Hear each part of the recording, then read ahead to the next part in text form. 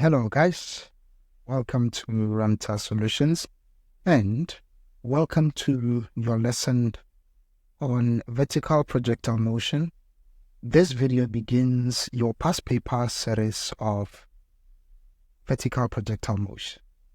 So before we proceed, if you are watching this video on your phone, please rotate your screen so you can have maximum viewing. This will enable you to see this writing perfectly, rather in a zoomed manner, okay, as compared to when your phone is straight or in portrait, okay? So, without any waste of time, let's get it. So, they say Tony throws a stone vertically upwards from the top of the building. That means there is some initial velocity, but it's okay, let's proceed. The stone hits the ground beneath the building after 2.58 seconds. I can see that here, is it? So, according to this diagram, at this time, when it hits the ground after 2.58 seconds, the velocity with which the stone hit the ground was basically negative 20.4 meters per second. This is to say it is 20.4 meters per second downwards. Okay? Perfect. Now, let's proceed. The velocity time graph below shows the movement of the stone. Ignore the effects of friction. Okay, let's interpret this graph. This is a velocity versus time. This is the initial velocity. As you can see, initial velocity, oh boy, let me use black. Initial velocity is 4.9 meters per second where? Upwards, all right? Upwards. I'm saying upwards because it's positive, and when you look at this graph, it is one with a negative slope. One with a negative slope means your acceleration is negative, meaning it's downwards. Okay, and it reaches maximum height after 0.5 seconds. As you can see, at maximum height, velocity is 0, so it reaches maximum height after 0.5 seconds, and then, of course, strikes the ground after 2.58 seconds from time of release, or from point of release. Okay, perfect. All right, let's go. So, define the term projectile. What is projectile? There are many definitions which you guys like, so we will use the one that says it is an object moving under the force of gravity only. Okay, it is an object that is, I'm going to say an object that is thrown and then moves under the force of gravity only. Okay, the force of gravity only. I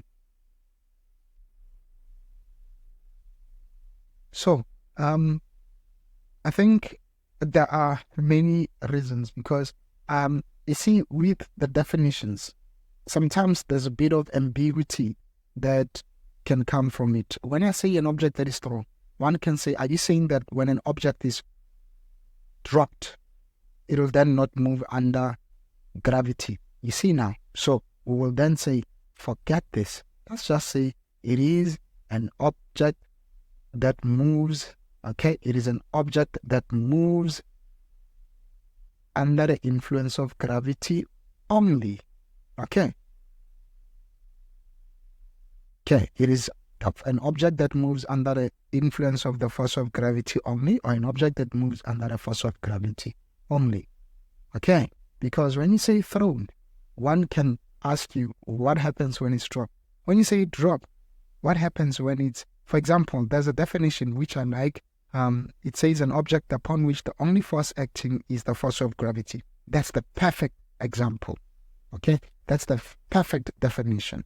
Okay, I repeat, an object upon which the only force acting is the force of gravity.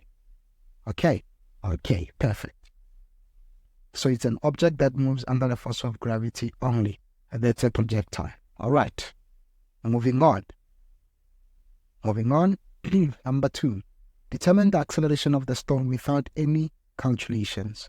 Okay, they said this is a projectile. So if it's a projectile, it means it's moving under the force of gravity. And with the force of gravity, the acceleration is 9.8 meters per second square downwards. Okay. That is your answer. 9.8 meters per second squared downwards. Okay. Now, let's look at the third question. The third question says, use the graph to calculate the maximum height that the stone reaches relative to the top of the building.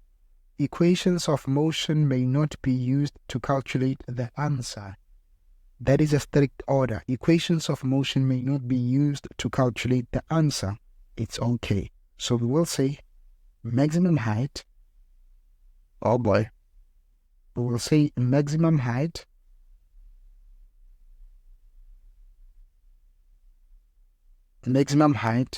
of course, above top of the building. Above top of the building is equal to, when you look at this graph, this part, maximum height is reached after 0.5 seconds. So this part, which is area under the curve, or area under the graph, is a triangle. So what is area of a triangle? It's half base times perpendicular height, isn't it? Times perpendicular height. So what is the base? The base here is the time, which is 0.5 seconds. What is the height? The height is the velocity from 0 to initial, which is 4.9. Let's get our answer. Half times 0.5 times 4.9. I think I will say 0.25. 0.25 times 4.9. What is it? It's 1.225. It's 1.225. Okay. It's 1.225. Therefore, maximum height is 1.225 meters. Okay, it's okay. We don't even have to conclude it. It's okay, because to make it proper, it's positive. So it's 1.225. Right, it's 1.225, which is like 1.23 meters. Okay, maximum height above the top of the building is 1.23 meters above the ground. Okay, so I have rounded off to 2 decimal places, because unless stated otherwise, you should leave your answers to 2 decimal places. Moving on. Calculate the height of. To calculate the height of the building, they didn't tell you to use equations of motion or to not use them, so it's your preference. So I will begin with not using equations of motion.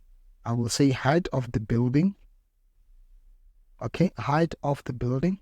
This time around, I'm not using equations of motion. It's option 1, okay? Height of the building is basically equal to half times base times perpendicular height for time 0 to 0.5 seconds plus half times base times perpendicular height for the times 0.5 to 2.58 seconds. Okay, let me just squeeze this part here a bit. 0.5 to 0.25 seconds. Okay. So this is half for the part 0 to 0.5 seconds. It's half times, what is the base? This we dealt with. 0.5 times 4.9. For the second part, between 0.5 to 2.58, still half. What is the base? The base is, let's see, 2.58 minus 0.5. It's basically 2.08. But let me just write 2.58 minus 0.5. Okay, multiplied by the height here is negative 20.4. Negative 20.4. Let me zoom it in so you can see it. The height here, indeed, it's negative 20.4. Okay. This you got as 1.225, I still remember. This, it'll be a negative. Let's see. It'll be 0.5 times 2.0 times 2.08 times negative 20.4. What is this? This is 21.216 our answer. This plus 1,225. Let me see. Oh boy. What happened to my calculator? 0.5. 2.58 minus 0.5.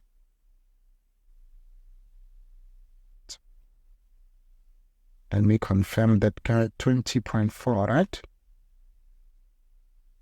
Let me confirm him. Oh boy. All right. We get 21.216. All right. 21.216. Let me see. I hope I didn't make any mistake. Did I make any mistake? Let me see. No. So 0.5 times 0.5 times 4.9 is 1,225, correct? And here it's 2.58. That's correct. So 0.5 times 2.58 minus 0.5, that's correct. And multiplied by 20.4. Okay, this is correct. We are good to go. So this answer plus that. This answer plus 1,225 or 1,3, it's totally up to you. 1,23, it will be, it's okay. So what is our answer? It is minus 19.9. 19.99. Okay, it is 19.99. Okay, it is 19.99. Therefore, height of the building is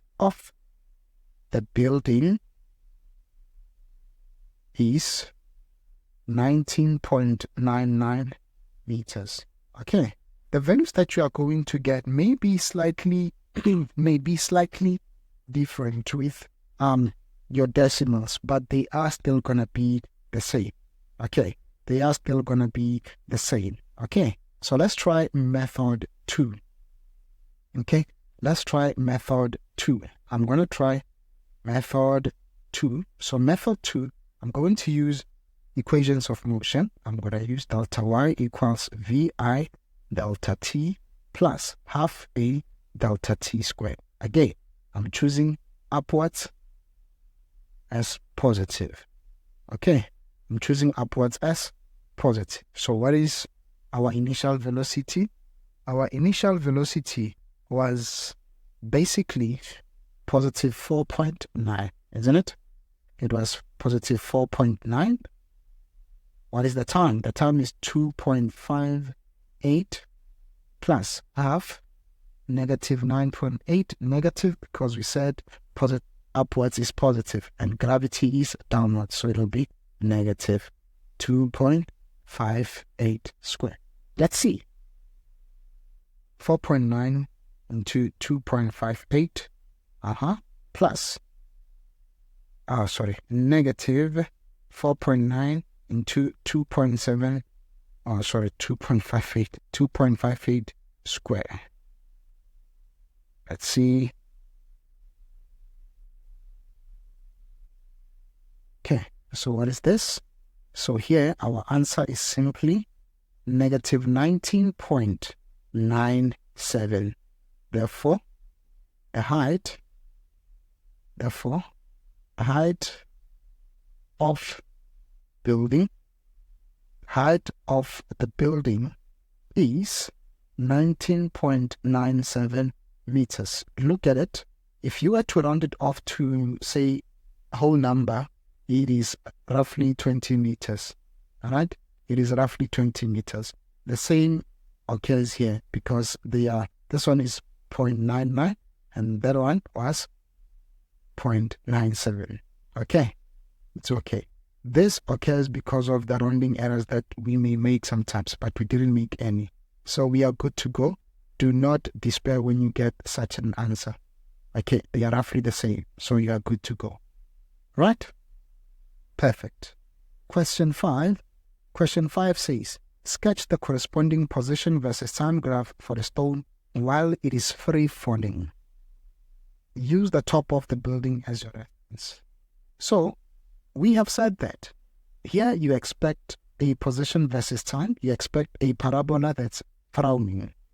You start at 0, you end somewhere, you reach maximum point. You start at 0, you reach maximum point, you come back and you start at the ground after.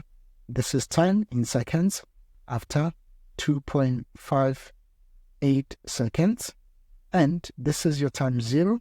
This is your 1.23. And this is your negative 19.97. Okay, this is your 0.5. So they said, sketch the corresponding position versus time graph for the stone while it is free falling. Use the top of the building as a reference. This is it. They didn't ask us to find any other time, so you can also add this one, which is 1. It's okay. All right. So they didn't ask us to fill in any information, but otherwise you can draw it like this. So this is how you attempt your vertical projectile motion questions. Okay. All right. So this is it, guys. I'll see you next time with the next video. It will be dropped tomorrow. So bye-bye.